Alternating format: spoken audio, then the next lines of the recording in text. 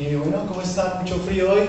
Me pregunto cómo va esa ola polar. Bueno, yo soy de una ciudad en la que es fría y justamente me gusta el frío, así que no tengo problema. Habrá algunos que tengan calor, que amen el calor, el verano y estarán esperando justamente que llegue el verano.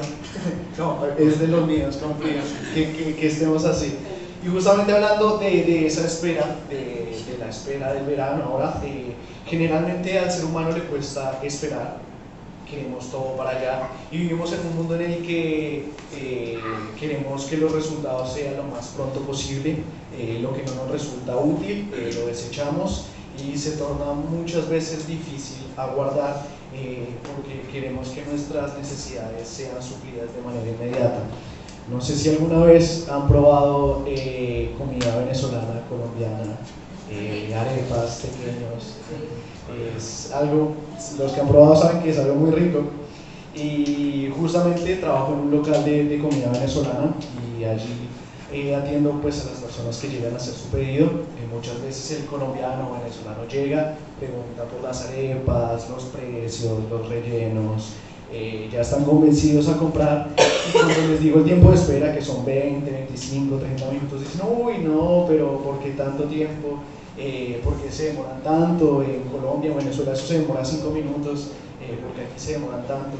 Yo, bueno, pues tiene su preparación y todo eso y deciden, no sé, llevar otra cosa o cancelar su pedido o irse y justamente esta semana estas semanas estaba leyendo un estudio de la Universidad de Texas en el que hablaba de las negociaciones internas que hay dentro de nosotros a la hora de que vamos a tomar decisiones y cómo la impaciencia juega un papel fundamental pues a la hora de llevar a cabo estas decisiones y llegaban a la conclusión en el estudio de que cuando se espera, en esa espera a que termine pronto, uno se vuelve más impaciente a la medida que se va llegando a la expectativa que buscamos. Y muchas veces tomamos decisiones que no tomaríamos en ciertas circunstancias. Y eso pues me ponía a pensar en algunas preguntas que me hacía. Era, ¿cuánto tiempo estamos dispuestos a esperar? Si no están resultando las cosas como esperábamos, tomamos el camino rápido, volvemos a viejos hábitos cuando no vemos los resultados, miramos nuestro pasado, aferrándonos a que hubiera sido si tomaba esta decisión, si tomaba esta otra.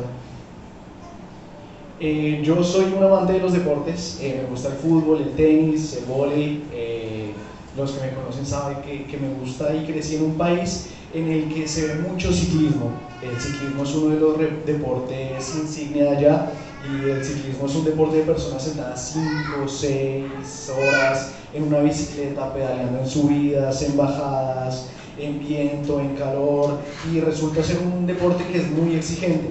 Y justamente para los Juegos Olímpicos de Londres de 2012, Rigoberto Urán, quien es uno de los ciclistas a día de hoy referentes en Colombia, en ese momento hasta ahora estaba dando sus primeros pasos y estaba en la competencia de ciclismo de ruta. En ese entonces, bueno, estaba haciendo una buena participación y faltaban 2 kilómetros para llegar a la meta.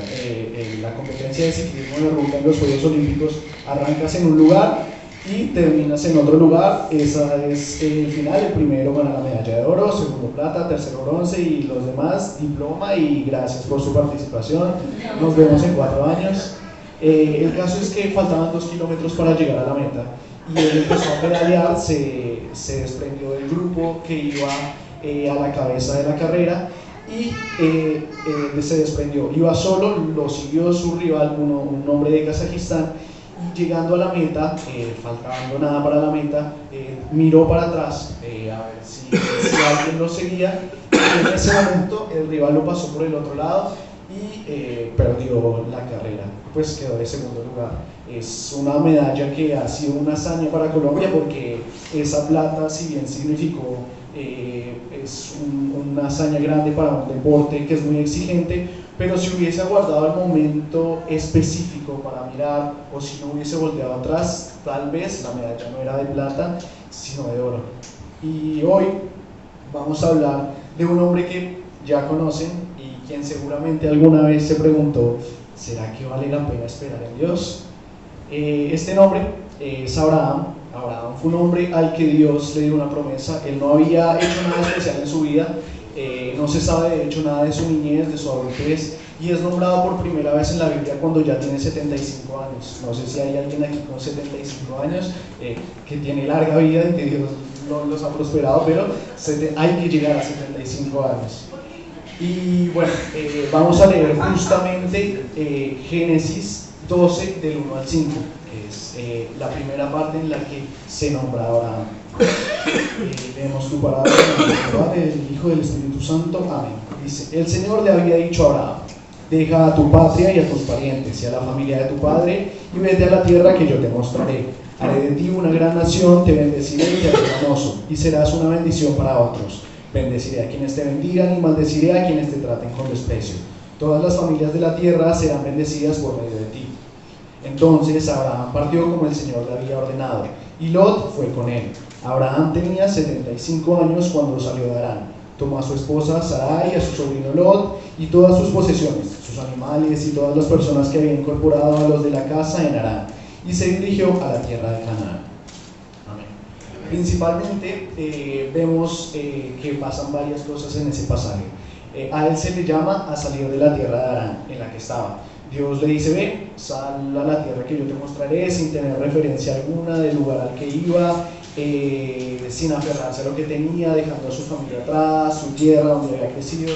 Y posterior a eso, a ese llamado que Dios le hace, le da unas promesas. Le da la promesa de que le dará la tierra, de que lo hará famoso y que será de bendición para otros. Ahora, Dios le da un llamado a Abraham, y él ¿qué hace? Justamente en el versículo 4 se menciona de que después de que Dios le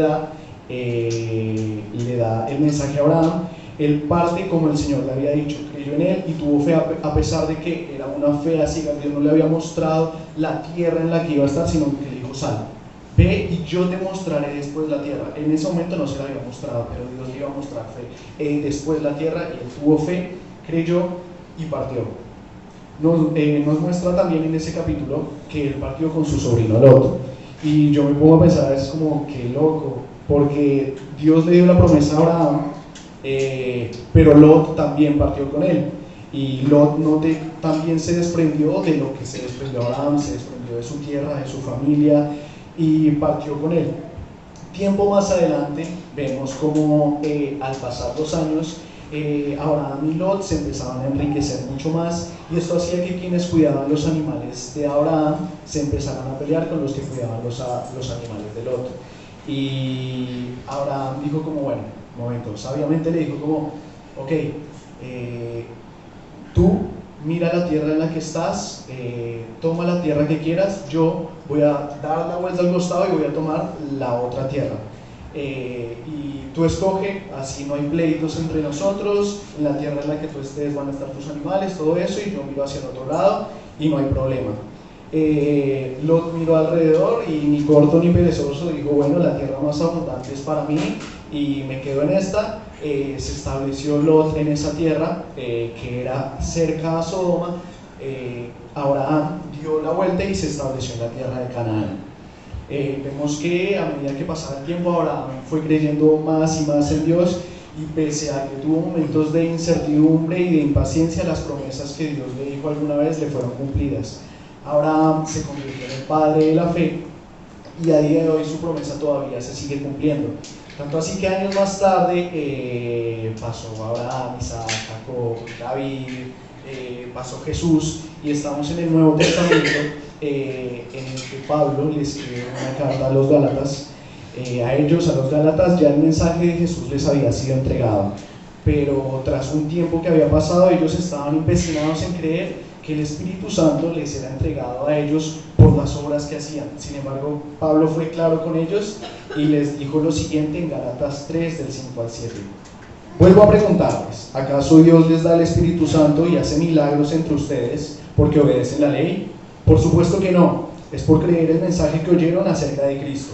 Del mismo modo, Abraham le creyó a Dios y Dios lo consideró justo debido a su fe. Así que los verdaderos hijos de Abraham son los que ponen su fe en Dios. Nosotros no somos justos por nuestras obras, sino por creer el mensaje de Cristo Jesús, en que Él ya venció. Es decir, que si somos justos en creer, pues podían hacerlo cualquiera, tanto judíos como no judíos. Abraham creyó justamente en las promesas de Dios y por eso fue considerado justo. Y una vez creemos en las verdades de Dios, el Espíritu empieza a transformarnos y a transformar nuestras vidas. Se van cultivando los frutos del Espíritu, la fidelidad, la benignidad, el amor, la paciencia, el gozo, y es a través del Espíritu que nos vamos convirtiendo en personas que aman a Dios, al prójimo, y buscamos la guía del Espíritu Santo en cada una de las decisiones que tomamos en nuestra vida. El Espíritu Santo es alguien, y una vez creemos en Jesús, Él entra en nosotros y nos empieza a transformar. A medida que vamos caminando junto con Él y Él con nosotros, sí que llegan momentos incluso en los que no tenemos confianza, nos cuesta creer, y es ahí cuando nos cuesta a veces aferrarnos a las promesas que Dios nos hizo alguna vez y nos preguntamos, ¿vale la pena esperar en Dios? Al andar con el Espíritu Santo, vemos cómo Él nos guía y nos lleva por sus caminos. Abraham confiaba en Dios y por eso le dijo a Lot: elige la tierra que tú quieras, la que yo tome. Si estoy con Dios, sé que Él tiene los mejores planes, y así sea la tierra más seca, estoy con Dios y Él va a estar bajo el control, porque Él ya me hizo una promesa y la va a cumplir. Lot, por su parte, no tenía esa promesa y a él le costaba aferrarse a algo. Su alma sí se veía inclinada a seguir los deseos de la carne, vio las riquezas, lo inmediato, la tierra próspera, y se inclinó por eso. Muchas veces nosotros creemos en Dios, y decimos: sí, nosotros estamos empecinados a creer en Dios, sí, creemos en Dios, pero decimos como: es que Él no nos habla o no actúa pronto como nosotros queremos. Ignoramos la guía del Espíritu y nos vamos alejando de poco a poco de Él, y nos volvemos insensibles al pecado porque ya dejamos a Dios de un lado, ya Él no termina siendo nuestra guía, y nos olvidamos que la guía viene del Espíritu Santo. Vemos como más adelante Lot y su familia justamente se fueron acercando poco a poco a Sodoma y a Gomorra, que eran las ciudades que no dejaban de pecar en contra de Dios, hasta vivir junto con ellos. Ellos en un momento plantaron sus carpas cerca a Sodoma y Gomorra, y luego dijeron, bueno, se fueron expandiendo y decían: pues estamos cerca de Sodoma y Gomorra, pero pues allá ellos no adoran a Dios ni nada, pero pues nos vamos creciendo un poquito más. Fueron creciendo y dijeron: bueno, pues ellos nos caen bien, pero nosotros no hacemos lo que hacen ellos, así que pues vamos un poquito más cerca. Hasta que dijeron: bueno, vivimos dentro de ellos, pero pues no actuamos como ellos, y empezaron a introducirse en medio de ellos. Sin embargo, llegó el día en el que Dios dijo: bueno, se cansó del pecado de Sodoma y Gomorra y dijo: los voy a destruir. Pero Lot y su familia fueron llamados al rescate. Aún así, a la esposa de Lot le costó seguir la guía del Espíritu Santo, porque los ángeles que habían sacado a la familia de Lot de Sodoma y Gomorra les dijeron como: bueno, vayan, huyan, lo único que no hagan es no miren atrás, ustedes corran lo más pronto posible y no miren atrás. Y a ella le costó aferrarse en ese momento, no sé, pensó que dejaba algo atrás, o pensó que se iba a destruir a alguien que quería o algo que quería, miró atrás y quedó convertida en una estatua de sal. Y como la esposa de Lot, a nosotros nos pasa a veces que miramos nuestro pasado pensando qué pasa con lo que teníamos, que dejamos atrás, que si hubiese sido mejor esta decisión que tomábamos al quedarnos allá, y nos quedamos estancados pensando en eso. Al ver que las cosas no salen como queremos, y pensar que Dios no actúa en nuestro tiempo, volvemos atrás, y nos pasa a veces como a Rigoberto Urán, que va sentadito en su bicicleta tranquilo pensando que va a ganar, y cuando voltea a mirar atrás ya perdió la carrera, y en ese momento es cuando nuestra alma se aferra a lo momentáneo. O como a los Gálatas, quienes en algún momento ya les había sido entregado el mensaje de Jesús, pero la naturaleza de la carne los llevó a decir como, bueno, nosotros predicamos, nosotros sí somos judíos, nosotros si hacemos las cosas bien, y por sus obras creían que eran salvos, pero en realidad eran salvos por el mensaje de Jesús y por la gracia de Jesús.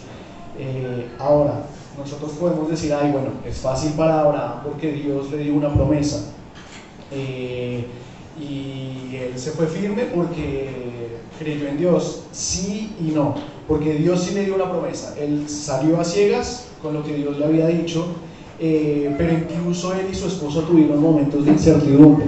Sara, al ver que no podía tener hijos, se llenó de impaciencia y le dijo a Abraham: toma mi sierva, sé que nosotros ya estamos grandes, ya somos de edad, no hemos podido tener hijos hasta el día de hoy, y pues si alguien se va a quedar con lo que tenemos, prefiero que sea mi sierva, ten relaciones con ella, y mira si puede tener hijos, y ella se va a quedar, pues que tengamos al menos un heredero.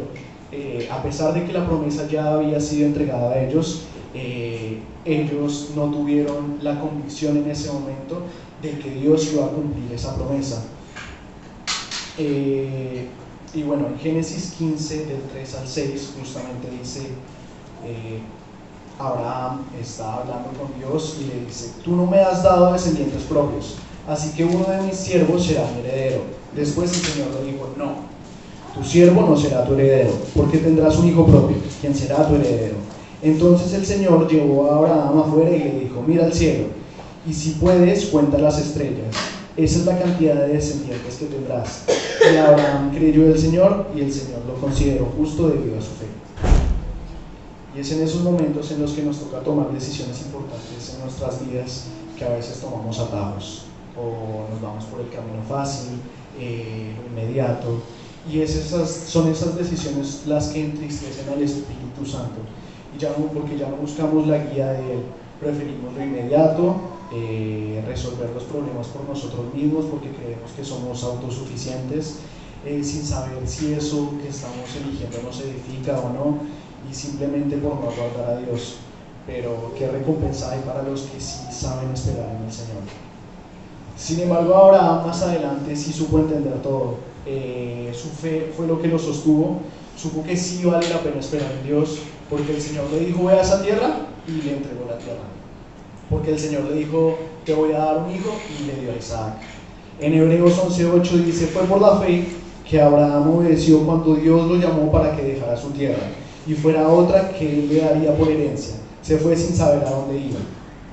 Dios le cumplió, y podemos ver que Dios le cumplió.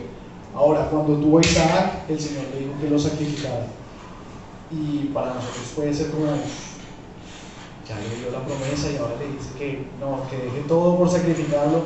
Pero Abraham ya había perdido su mirada del mundo y tenía su mirada puesta en Dios, y dijo que si Dios me da una promesa, Él la va a cumplir.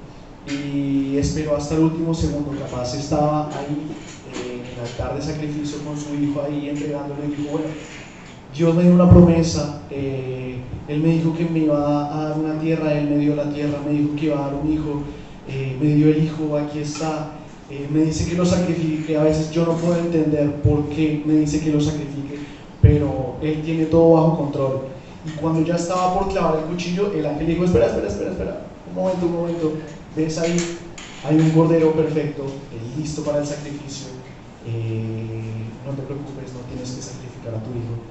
Y a veces a nosotros nos toca atravesar por X, Y o Z circunstancia en nuestra vida, con dolor o sufrimiento, porque son circunstancias que a veces no podemos entender. Jesús justamente dijo: en el mundo van a tener aflicciones, y es algo que a veces nos toca superar sin entender por qué pasa, y el dolor parece que es algo que se arraiga en nuestra alma y nos cuesta un montón. Pero al atravesar esas pruebas, tenemos que estar arraigados a las promesas de Dios y entender que si Dios permitió eso, fue por algo, para que al cruzar todas esas circunstancias, diga: ahí, espera, si no hubieses atravesado por todas esas circunstancias, no te hubieses dado cuenta que ahí tu mirada está puesta en Jesús, que es el Cordero perfecto, que está listo para el sacrificio en adoración a mí. Si no hubiésemos atravesado por esas circunstancias, nuestros ojos no estarían puestos en Jesús. y hoy podemos confiar en que aún vemos en valle de sombra y de muerte, no vamos a temer mal alguno, porque Dios estará con nosotros. Él fue el Cordero perfecto al cual creímos y por el que estamos hoy acá con el Espíritu Santo dentro de nosotros, y por creer es que somos considerados justos. El guardia que cuidaba a Pablo le dijo: ¿qué debo hacer? ¿Qué debo hacer para ser salvo? Y Pablo le dijo: creer. Obviamente se lo dijo en un contexto totalmente diferente, porque nosotros aquí hoy en día podemos cerrar los ojos y decimos: yo creo en Jesús, pero en ese momento era exponerse públicamente, ser bautizado, ser perseguido, ser encarcelado, ser crucificado, pero entender que a pesar de que pudiera atravesar por todo eso, si dejo mi vida atrás por Jesús, Él me transforma, entendiendo que sea la tormenta que debo atravesar, si espero en Dios, Él va a tener todo bajo control. Tal vez a veces creemos que nos pasa como a Lot, que no tenía una promesa a la cual aferrarse, pero el Señor nos deja en la Biblia promesas de las cuales podemos apropiarnos, así como Abraham lo hizo, y aferrarnos a esas promesas. Si los muchachos pueden subir, les invito. Números 23-19 justamente nos da un panorama de la deidad de Dios y cómo Él se mantiene fiel. Y dice: Dios no es un hombre, por lo tanto no miente. Él no es humano, por lo tanto no cambia de parecer. ¿Acaso alguna vez habló sin actuar? ¿Alguna vez prometió sin cumplir? Vale la pena esperar en Dios. Puede que sea nuestro tiempo, puede que no sea nuestro tiempo, y generalmente no es a nuestro tiempo, es a los tiempos de Dios. Pero si aguardamos en Él, tarde o temprano Él va a cumplir su promesa y lo que alguna vez nos dijo. Hay muchas veces que llegamos cansados del trabajo, sentimos que no nos valoran lo suficientemente allí, que estamos cansados trabajando con un sueldo básico, que ni siquiera nos va a alcanzar, estamos agotados, pero es ahí cuando debemos recordar Mateo 11:28, por ejemplo, en el que Jesús dice: vengan a mí todos los que están cansados y llevan cargas pesadas, y yo les daré descanso. Vale la pena esperar en Dios. Su promesa es que en Él está nuestra paz, y aunque a veces con el sueldo que tenemos creemos que no nos alcanza para llegar a fin de mes, que hay que pagar las deudas, el alimento de los niños, el alquiler, las mensualidades y todos los demás gastos que se viven en el día a día, pero nuestra fe debe estar puesta en Él, quien hasta el día de hoy, aquí donde estamos sentados, Él nos ha sostenido. Filipenses 4:19 dice: y este mismo Dios, quien cuida de mí, suplirá todo lo que necesiten de las gloriosas riquezas que nos ha dado por medio de Cristo Jesús. Es decir, que vale la pena esperar en Dios. Nosotros no vamos a entender, pero Él tiene todo bajo control, y aunque creemos que no tenemos ni un pedazo de tierra, ni una casa, ni un metro cuadrado, confiemos en que pase lo que pase, si nuestros ojos están puestos en Cristo, Él nos va a proveer. Salmos 37:34 dice: pon tu esperanza en el Señor y marcha con paso firme por su camino. Él te honrará al darte la tierra y verás destruidos a los perversos. Quiere decir con eso que esperamos en Él y vale la pena esperar en Dios. Puede que a veces nos cueste luchar también con la carne, y las tentaciones van a estar en nuestra vida, y aferrarnos a Él debe ser lo único que nos va a permitir salir victoriosos de ahí. Lo que nos queda es esperar a que Él nos llene de su plenitud para dejar ese pecado que nos atrapa y entender que Él ya venció. Santiago 1:12 dice: Dios bendice a los que soportan con paciencia las pruebas y las tentaciones, porque después de superarlas recibirán la corona que Dios les ha prometido a quienes le aman. Es decir, que al atravesar esas pruebas diremos: valió la pena esperar en Dios. La espera cuesta, sí, un montón. Como cristianos nosotros decimos: ay, pero actuamos bien, creemos en Dios, vamos a la iglesia, y nos preguntamos entonces: ¿por qué no ha llegado mi pareja? ¿Por qué no ha llegado el trabajo que quiero? La casa que quiero, me gustaría tener un hijo pero no he podido. Pero ¿hasta qué momento estamos dispuestos a esperar? Vivimos esperando, de hecho estamos esperando a que llegue Jesús otra vez, y nos levante y nos diga: hey, aquí estoy. Y mientras aguardamos a su espera, nos toca hacer algo, aferrarnos a sus promesas. Isaías 45:22-24 dice: que todo el mundo me busque para la salvación, porque yo soy Dios, no hay otro. He jurado por mi nombre, he dicho la verdad y no faltaré a mi palabra. Toda rodilla se doblará ante mí y toda lengua me declarará su lealtad. La gente declarará: el Señor es la fuente de mi justicia y de mi fortaleza, y todos los que estaban enojados con él se le acercarán y quedarán avergonzados. Llegará el momento en que todas las naciones reconocerán que Dios hay solo uno, y toda rodilla se inclinará ante su nombre. Y es allí cuando estemos disfrutando de su plenitud, de su presencia, estando con Él, en el que podremos decir: sí, todo esto que pasé valió la pena esperar en Dios. Así que a veces nos cuesta aferrarnos, pero nada, Dios les dio unas promesas. Lean su palabra, apropiense de esas promesas y entiendan que Él tiene todo bajo control, aunque a veces no podamos entender qué es lo que pasa, pero Dios dice: tus caminos no son mis caminos y mis pensamientos no son sus pensamientos. Aferrémonos a lo que Él nos dice. Él sabe más, nosotros no lo podemos entender, pero Él tiene todo bajo control. Así que los invito a orar, a poner sus cargas al Señor y a entender que si vamos por el camino del Señor, Él tarde o temprano cumplirá las promesas que tiene para nosotros. Señor, gracias porque has sido bueno y has sido fiel, Señor. Gracias porque tu palabra, Señor Jesús, nos ha sostenido hasta el día de hoy. Gracias porque estamos acá, Señor Jesús, confiando en que tu Padre ha sido bueno, Señor Jesús. Gracias por el sacrificio de Jesús algún día en esa cruz, allá, Señor Jesús, hace más de 2000 años, en el que, Señor, dejaste todo, Padre. Entendiste, Señor Jesús, que tu amor lo es todo, Padre. Gracias porque has sido bueno. Permítenos aferrarnos a tus promesas, Señor Jesús, y entender que tú tienes todo bajo control. Que tú seas lo único que podamos ver, Señor Jesús, en nuestro día a día, Señor Jesús, y que podamos aferrarnos a ti cada día más. Gracias porque tú eres bueno, Señor Jesús. Has sido fiel, Señor Jesús, y has sido fiel hasta el final. Hermanos, dejamos este tiempo, Señor. Amén.